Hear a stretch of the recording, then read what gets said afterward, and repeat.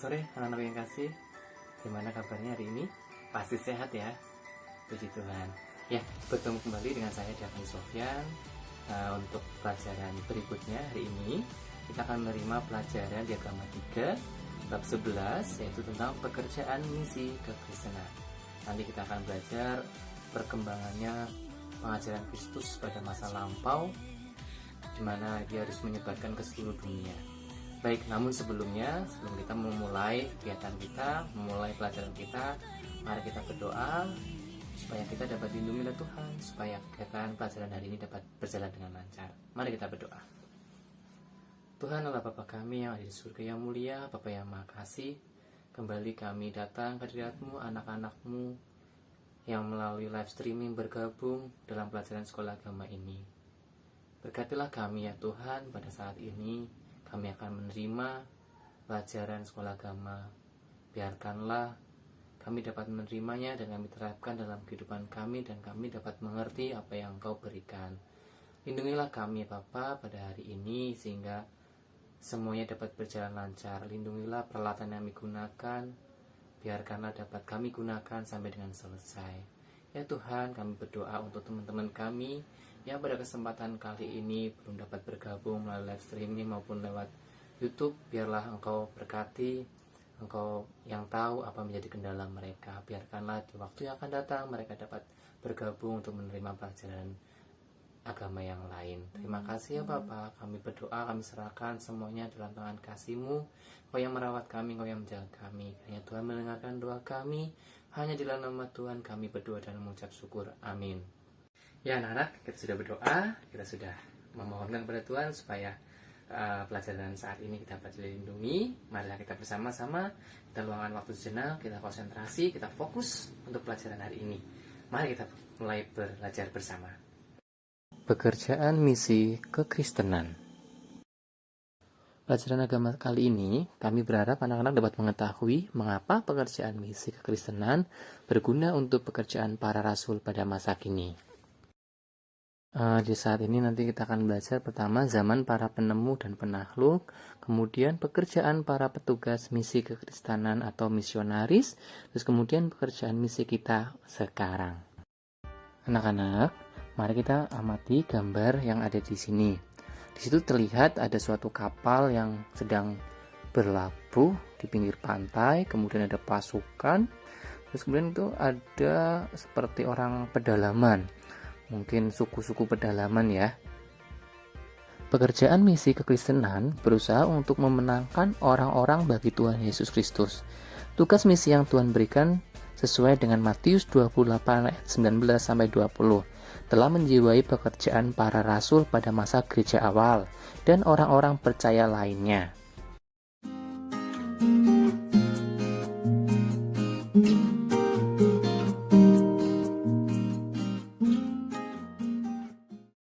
Sampai pada akhir tahun 1500, kekristenan di Eropa sebagian disebarluaskan oleh kegiatan misi para biarawan-biarawati. Sebagian lagi melalui ekspedisi penaklukan. Pada akhir abad ke-15 dan selama abad ke-16, orang-orang Eropa menemukan negara-negara dan benua-benua yang belum mereka kenal, yaitu dengan cara berlayar ke seluruh dunia. Anak-anak, kita akan sedikit belajar tentang Christopher Columbus atau yang ditulis Christophorus Columbus. Dia adalah salah satu penjelajah dunia pada masa kekristenan. Ia berasal dari Italia. Ia berhasil menyeberangi Samudra Atlantik sampai ke Amerika. Christopher Columbus. Pada tahun 1472 dengan bantuan Raja Ferdinand dari Spanyol, Christopher Columbus bersama 120 anggota kru berlayar untuk menemukan dunia yang sama sekali baru. Christopher Columbus menemukan Pulau Watling di Bahama. Selanjutnya dia menamainya sebagai San Salvador. Selanjutnya Columbus menjelajahi Kuba, Jamaika, dan Haiti. Juga melihat daratan Amerika Selatan di perjalanan ketiganya dan menjelajahi Trinidad, Tobago, dan Granada. Akhirnya perjalanan terakhirnya adalah pada tahun 1502, di mana dia mencapai Panama, Costa Rica, dan Honduras. Dan yang sangat menarik, dia melakukan perjalanan ke semua tempat tersebut dengan menggunakan jalur laut. Pada abad ke-15 dimulailah zaman pelaut yang dari Eropa berlayar mengelilingi dunia dan menemukan dan menyelidiki negeri-negeri yang juga belum diketahui di Afrika dan juga benua Amerika. Para misionaris juga datang dengan kapal-kapal tersebut. Mereka ingin mewartakan Injil Yesus Kristus kepada para penduduk asli yang dijumpai di sana dan membuat mereka bertobat. Anak-anak, mari kita dengarkan percakapan dua orang pada zaman lampau di negara Meksiko, yaitu yang bernama Tazo dan Aksaya. Mereka bercakap-cakap membahas kedatangan para penjelajah dunia itu. Tezo, apakah engkau sudah mendengar tentang orang-orang asing yang diberitakan oleh para mata-mata raja? Tentu saja, maksudmu yang datang dari timur, mengarungi laut dengan kapal-kapal dan memiliki wajah yang sangat putih. Semua orang membicarakan mereka. Tahukah engkau bahwa mereka juga memiliki hewan-hewan yang aneh? Hewan apa maksudmu? Orang-orang dapat duduk di atas punggungnya dan membawa mereka dengan kecepatan tinggi. Mereka menyebutnya dia kuda. Hal itu mengejutkan semua penduduk pantai. Yang lebih jahat lagi, bahwa mereka memiliki suatu benda besar dari logam yang dapat mengeluarkan api dan membunuh setiap orang yang tidak menghormati kaisar mereka. Mereka menyebutnya meriam. Beberapa kepala suku mengirimkan hadiah-hadiah yang berharga kepada mereka. Ikat kepala dan topeng-topeng dari emas, termasuk 20 perempuan. Salah seorang dari mereka adalah penerjemah mereka, namanya Donna Marina. Apakah ia mengerti bahasa orang kulit putih? Tidak, seorang dari bangsa kulit putih pada 8 tahun yang lalu mengalami kecelakaan kapal, dan sejak itu ia tinggal di suatu daerah tetangga sebagai budak. Di sana ia belajar bahasa Putun, dan Donna Marina juga berbicara dalam bahasa ini. Jika sang pemimpin itu ingin mengatakan sesuatu, ia mengatakannya kepada orang itu yang menerjemahkannya dalam bahasa Putun, dan kemudian Donna Marina menerjemahkannya ke dalam bahasa para kepala suku. Begitu bertele-tele. Beberapa bulan kemudian, Taxo dan Aksaya kembali bertemu dan mereka bercerita kembali tentang orang-orang yang naik kapal itu. Hai, Aksaya, ada berita baru lagi tentang pendatang-pendatang baru. Ayo ceritakan. Sepertinya Raja sangat cemas. Ia telah untuk kedua kalinya mengirimkan utusan-utusan kepada orang-orang asing itu dengan membawa hadiah-hadiah yang sangat berharga untuk mereka. Apakah mereka telah menerimanya? Mereka sangat tergila-gila pada emas. Raja juga mengirimkan tukang sihir karena ia berharap bahwa mereka akan menyebabkan kematian atau kepergian orang-orang asing itu. Tapi semuanya itu tidak ada gunanya. Tukang-tukang sihir itu tidak dapat berbuat apa-apa kepada mereka. Manakah sikap orang-orang asing itu? Kembali mengarahkan meriam-meriam mereka kepada para utusan kita. Tetapi selain itu, dari itu mereka bersikap ramah. Meskipun demikian, orang-orang kita masih dapat mengamati sesuatu yang sangat menarik. Apa itu? Ayo, ceritakanlah terus. Orang-orang asing itu melaksanakan suatu kebaktian dan menyembah sebatang kayu dengan rasa penuh hormat. Sebatang kayu? Sebuah salib dari kayu. Mereka juga berusaha untuk meyakinkan para penduduk pantai untuk menerima kepercayaan mereka. Tetapi mengapa mereka melakukannya? Sampai saat ini, dewa-dewa kita telah memberikan kesehatan dan panenan yang baik kepada kita. Orang-orang yang aneh, siapakah mereka sebenarnya? Orang-orang mengatakan mereka berasal dari Spanyol, suatu negeri yang terletak jauh di seberang lautan. Pemimpin mereka bernama Cortés. Ya anak-anak, kita udah mendengarkan perbincangan antara dua orang, antara Aksaya dan Tezo. Mungkin anak-anak bisa tahu apakah perbedaan antara orang Aztec dan orang Spanyol itu? Apa ya perbedaannya? Orang Aztec dan orang Spanyol dibedakan yaitu dari kemajuan perkembangan teknologi dengan adanya meriam. Terus bahasa, mereka juga tidak saling mengerti bahasa-bahasa mereka. Terus kemudian agama. Tadi ada orang Spanyol menyembah salib, namun orang Aztec itu nggak tahu apa itu. Kemudian maksud dari orang-orang Spanyol itu datang ke negara itu tujuannya buat apa ya anak-anak ya? Ya, yang pertama ia berkeinginan untuk menaklukkan negeri itu. Terus kemudian ia mau memperkaya dirinya dengan meminta emas. Kemudian untuk menaklukkan orang-orang Indian dan untuk membuat mereka bertobat kepada kepercayaan Kristiani. Anak-anak, apakah maksud Cortés dan maksud dari orang Spanyol itu tadi semuanya dapat berhasil?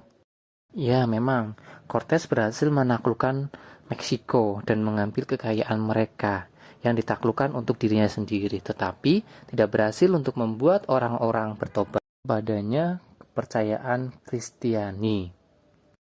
Beberapa kemudian, Aksaya dan Teso bertemu kembali dan mereka berbincang-bincang kembali. Sekarang orang-orang Spanyol itu masuk ke pedalaman. Menurutmu, apakah tujuan mereka? Mereka ingin menduduki ibu kota kita. Raja kita akan mencegahnya. Ya, jika dia mampu. Apa tidak mampu? Ia kan sangat berkuasa. Tetapi orang-orang Spanyol itu memiliki senjata-senjata yang sangat mengerikan. Misalnya pedang-pedang, busur-busur, pistol-pistol, dan jangan lupa kuda-kuda dan meriam-meriam. Orang-orang kita hanya dengan pentungan dan ketapel. Mereka tidak dapat melakukan perlawanan yang berarti. Bahkan tombak-tombak kita juga tidak dapat menghalangi mereka. Mereka mengatakan bahwa di mana-mana ketika terjadi peperangan, para pejuang kita selalu kalah. Orang juga mengatakan bahwa tidak semua suku berperang. Beberapa di antaranya bergabung dengan orang-orang Spanyol. Saya juga telah mendengar hal itu. Itu sangat buruk bagi raja kita. Kalau saya sudah dewasa, saya akan berperang untuknya. Teso, ada berita-berita buruk lagi. Apa yang telah kau dengar? Ceritakanlah. Orang-orang Spanyol telah merebut dan memusnahkan ibu kota, tempat-tempat ibadah, dan patung-patung berhala kita dihancurkan. Banyak orang mati di sana. Orang Spanyol itu merampok, membunuh, dan sekaligus berusaha untuk membuat kita bertobat kepada Allah mereka. Yang katanya menjadi Allah yang Maha Kasih. Saya betul-betul tidak dapat membayangkannya setelah semuanya itu terjadi. Saya juga tidak mengerti mengapa tidak berhasil membuat orang percaya kepada ajaran Kristiani. Orang-orang Spanyol itu bertindak dengan sangat keras, bahkan kejam terhadap penduduk asli. Mereka menghancurkan kota-kota, merampok, dan membunuh orang-orang dan tidak menghormati kebudayaan orang-orang Indian. Mereka memberikan suatu contoh yang buruk karena mereka bertindak tidak manusiawi dan karena itu tidak mendapat kepercayaan dari penduduk yang tinggal di sana. Baru ketika para biarawan yang bukan sebagai penakluk tersebut bertindak dengan kebaikan dan kesederhanaan, berhasil membuat kelompok-kelompok yang besar bertobat kepada agama Kristen. Bagaimana cerita selanjutnya? Nanti anak-anak dapat membaca sendiri bagaimana kisah selanjutnya tentang Cortés di tugas 1 lanjutan ya.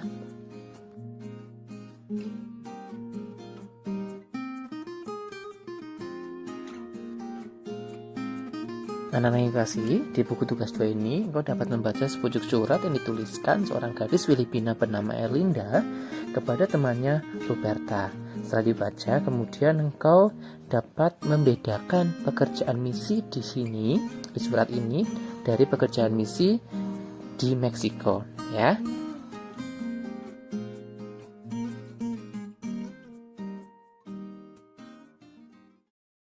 Ya, anak-anak sudah membacanya ya suratnya ya. Udah tahu apakah perbedaannya antara yang di Filipina dan di Meksiko untuk tugas para misi itu? Betul. Di sini, di surat ini dijelaskan bahwa mereka menghormati orang-orang yang mereka jumpai dan hanya bermaksud untuk membawa kekristenan kepada mereka, memberikan pertolongan untuk kehidupan mereka sehari-hari.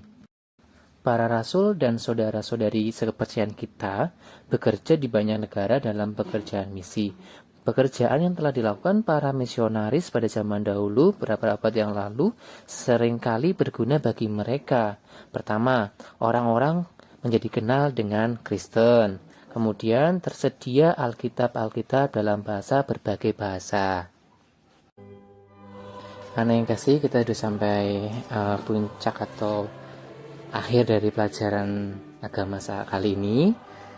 Pada dasarnya, tujuan pokok yang sama dari semua pekerjaan misi adalah untuk memperkenalkan Tuhan Yesus Kristus kepada semua orang.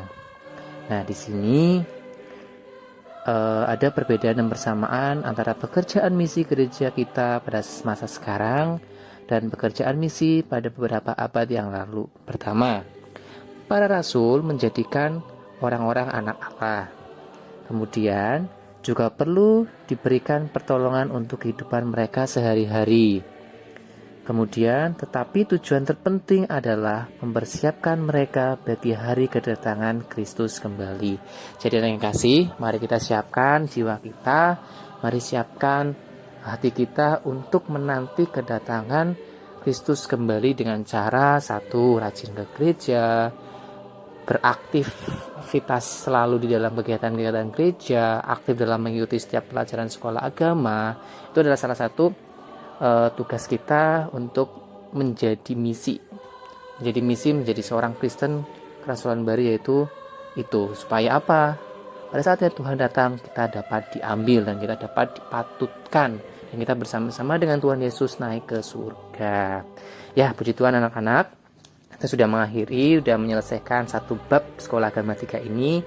Saya doakan, saya percaya engkau dapat memahami dan engkau dapat mengerti betapa pentingnya pekerjaan misi para rasul pada zaman dahulu dan tugas kita pada saat ini sebagai anak-anak sekolah agama. Tugasnya tidak bisa seperti rasul, tapi kita terapkan tugas kita sebagai anak-anak agama, yaitu aktif dalam kebaktian, selalu senantiasa membantu pekerjaan-pekerjaan Tuhan di dalam gereja.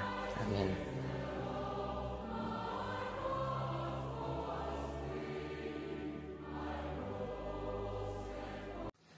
Puji Tuhan anak-anak, kita sudah selesai mengikuti belajar sekolah agama.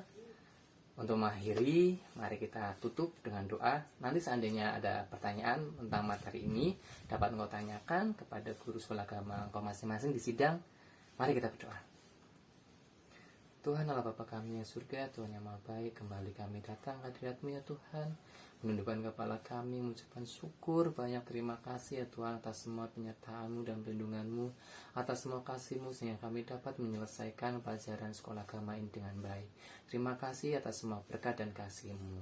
Bapa yang makasih, sebentar lagi kami akan menyelesaikan materi ini, menutup kegiatan belajar ini, kiranya Tuhan melindungi menyertai kami. Kami berdoa ya Tuhan, untuk teman-teman kami yang pada kesempatan kali ini belum dapat bergabung, kiranya Engkau jamah mereka yang sakit, ya Tuhan sembuhkanlah, yang malas ketuklah pintu hatinya Bapa, sehingga di kesempatan yang akan datang dapat bergabung untuk menerima pelajaran sekolah agama-Mu. Terima kasih ya Tuhan, kami serahkan dalam kasih-Mu, ya Tuhan dapat memberikan lebih dari apa yang Kau mohon. Hanya di dalam nama Tuhan kami berdoa dan mengucap syukur. Amin.